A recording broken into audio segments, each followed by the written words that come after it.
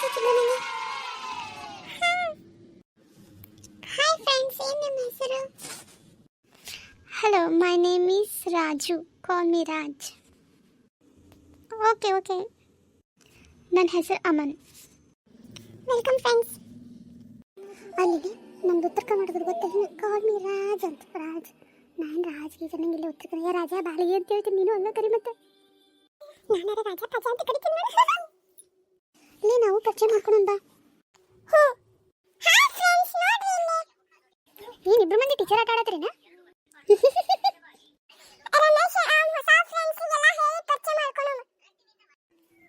ಹಾ ಸರಿ, okay done.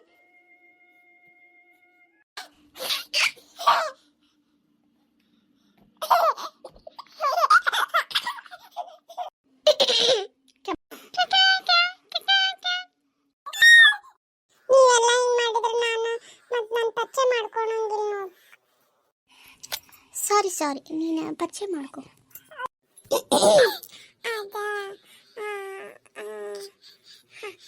Hello friends, my name is Ganesh. I am studying in 7th standard. My hobbies are watching TV, movie, serial, cricket. Cricket. I want to become IAS officer. IAS officer. Thank you, lasty. Thank you all. Hello everyone, my name is Kusma. I am studying in 7th standard. My hobbies are chess, ludo, cricket, football player, rangoli, kunta pili, and business. My ambition is to become kunta pili. My ambition is to become kunta pili player. Kunta pili player? Hello friends, my name is Rani. I am studying in 7th standard. My best friend is Kusuma. My hobbies are watching TV, playing kuntapilli, drawing and coloring, ಮತ್ತು ಹಗ್ಗ ಆಟ ಆಡೋದು. I want to become doctor. ಇಷ್ಟ ಸಾಕಲ್ಲ? Thank you. Hi friends, ನನ್ನ ಹೆಸರು ರಮೇಶ್. ನಾನು ನಿಮ್ಮ ಜೊತೆನೇ ಓದ್ತೀನಿ 7th ಸ್ಟ್ಯಾಂಡರ್ಡ್. ಮತ್ತು ನಂಗೆ ಆಟ ಆಡೋದಂದ್ರೆ ಭಾಳ ಇಷ್ಟ. ಆಮೇಲೆ I want to become cricketer. Thank you all. ನನ್ನ ಮೊದಲಿದ್ದ ಸ್ಕೂಲೊಳಗೆ ನಾವು ಹೆಂಗೆ ಇಂಟ್ರೊಡಕ್ಷನ್ ಮಾಡ್ಕೋಬೇಕಂತ ಹೇಳಿದಾರೆ ನಮಗೆ. ನಾನು ಅದನ್ನು ಹೇಳಿ ಎಲ್ಲರಿಗೂ ನನ್ನ ಹತ್ರ ನೋಟ್ಸು ಐತಿ, ನಿಮಗೆಲ್ಲ ತೋರಿಸ್ತೀನಿ. ಬರ್ರಿ ಅದನ್ನು ಪ್ರಾಕ್ಟೀಸ್ ಮಾಡೋಣ. ಹಾಂ okay. First my name is ಹೇಳಬೇಕು. ಮತ್ತು ಆಮೇಲೆ ಐ ಆಮ್ ಎಷ್ಟು ವರ್ಷ ಐತೆ ನಮಗೆ? I am 13 years old. I live in Hubli. ಈಗ ಹುಬ್ಳಿ ಒಳಗದೇವಲ್ಲ, ಹುಬ್ಳಿ ನಾವೆಲ್ಲಿರ್ತೀವಲ್ಲ ಹೆಸರು ಬರಬೇಕು. I study in class 7th. ನಾವು 7th ಅಂತ ಬರೀಬೇಕು. I go to dash school, ನಮ್ಮ ಸ್ಕೂಲಿನ ಹೆಸರು ಬರೀಬೇಕು. ಮತ್ತು ಐ ಗೋ ಟು ಅದು ಹೇಳಿದ್ನಲ್ಲ ಸ್ಕೂಲ್. ಅದಾದಮೇಲೆ ನಾವು I love to play with my friends. ನಿಮ್ಗೆ ಆಟ ಆಡೋ ಫ್ರೆಂಡ್ಸ್ ಜೊತೆ ಇಷ್ಟ ಇದ್ದರೆ ಹಂಗೆ ಹೇಳಬೇಕು. ಮೈ ಹಾಬಿ ಈಸ್, ನಿಮಗೇನು ಇಷ್ಟ? ಡ್ಯಾನ್ಸ್ ಮಾಡೋದಿದ್ರೆ ಡ್ಯಾನ್ಸಿಂಗ್, ಸಿಂಗಿಂಗ್, ಹಿಂಗೆ ಹೇಳಿದರು ನಮ್ಮ ಸರ್ ಅವತ್ತು. ನಿಮಗೇನು ಇಷ್ಟ ಅದು ಬರೀ. ಮತ್ತು ರಾಣಿ ಕುಸುಮ ಹೇಳಿದ್ಲಲ್ಲ ಕುಂಟಾಪಲ್ಲಿ ಆಡಿಂಗ್ ಅಂತ ಹೇಳಿನೂ ಹೇಳ್ಬೋದು. ಮತ್ತು ಮೈ ಫೇವ್ರೇಟ್ ಸಬ್ಜೆಕ್ಟ್ ಈಸ್, ನಿಮ್ಮ favourite subject?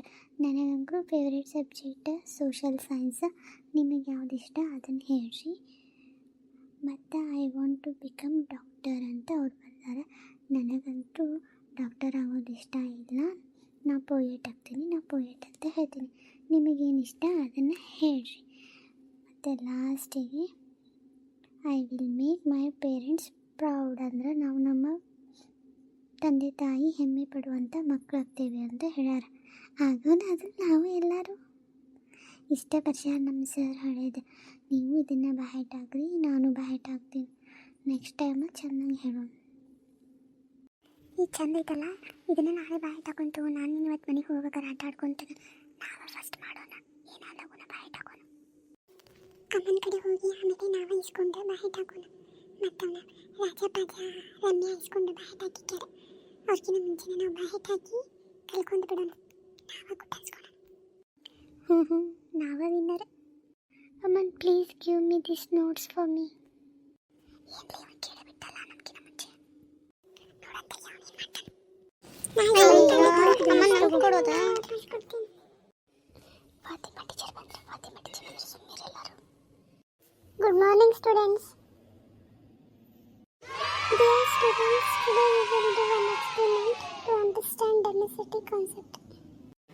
What is this? Honey ma'am, honey. Okay, good. ಇದು ಏನು?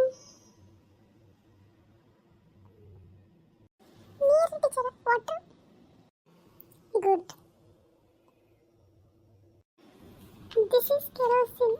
ಚಿಮ್ನಿ ಅಂತಾರಲ್ರಿ, ಅದು ನಿಮ್ದಕ್ಕೆ ಮನ್ಯಾಗ ಈಗ ಇಲ್ಲ. ಇದು ಮೊದಲೇ ನಮ್ದಕ್ಕೆ ಇತ್ತು, ಈಗ ಇಲ್ಲ. ಇದು ಚಿಮ್ನಿ ಅಂತಾರೆ, ಕೆರೋಸಿನ್.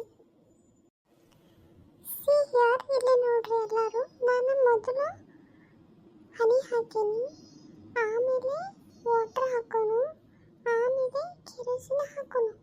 ಇಲ್ಲಿ ನಮ್ದಕ್ಕೆ ಹೆಂಗೆ ಕಾಣಿಸ್ತದ ನೋಡಿ, ಯಾವುದೂ ಮಿಕ್ಸ್ ಆಗಿಲ್ಲ.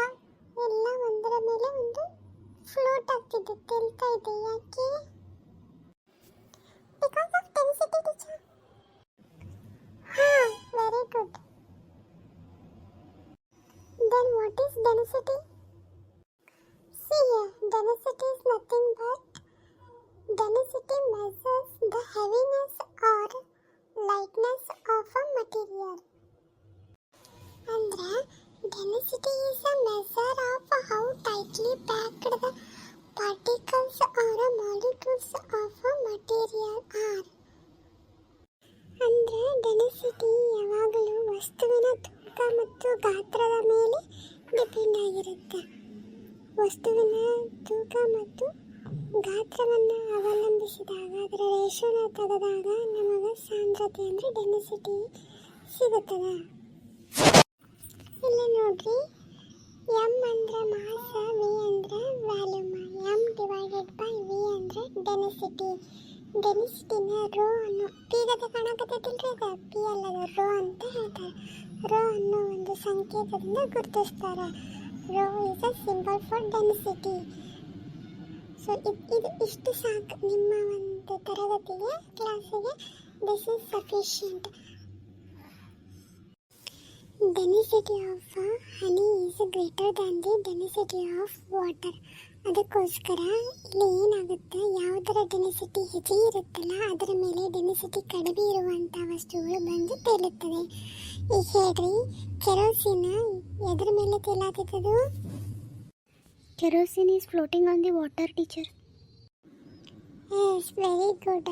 ಅಂದರೆ ಅದರ ಅರ್ಥ ಏನು? Density of water is greater than the density of kerosene ಅಂತ ಹೇಳಿ ಅರ್ಥ ಆಗಲ್ರಿ ಟೀಚರ? ಹೌದು, ಕ್ಲಾಪ್ಸ್ ಹಾಕಿ ಎಲ್ಲರೂ.